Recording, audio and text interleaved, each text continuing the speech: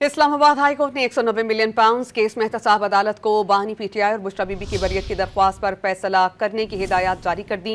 इस पर हम बात करते हैं डॉन न्यूज के रिपोर्टर ताहिर नसीर से। ताहिर, बताइएगा क्या हिदायत जारी की गई हैं?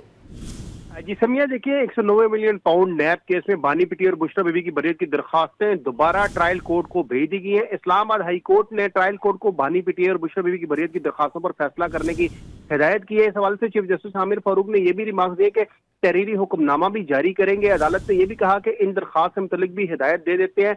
ताहम जब समाअत शुरू हुई तो उस्मान गिल जो बुशरा बीबी के वकील थे, उन्होंने ये मौका अपनाया कि बुशरा बीबी के हवाले से 35 गाँव ने कुछ नहीं कहा।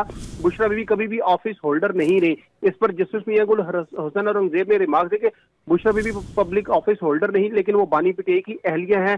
अमजद परवेज ने यह भी दलाइल दिए अदालत में नैब प्रोसिक्यूटर ने कि बुशरा बीबी की बरियत की दरखास्त पर तो इस्लाम अदालत ने फैसला ही जारी नहीं किया। ताहम अदालत ने ट्रायल कोर्ट को हुक्म दिया है कि बानी पीटीआई और बुशरा बीबी की बरियत की दरखास्तों पर फैसला करें। ताहिर, बहुत शुक्रिया आपका।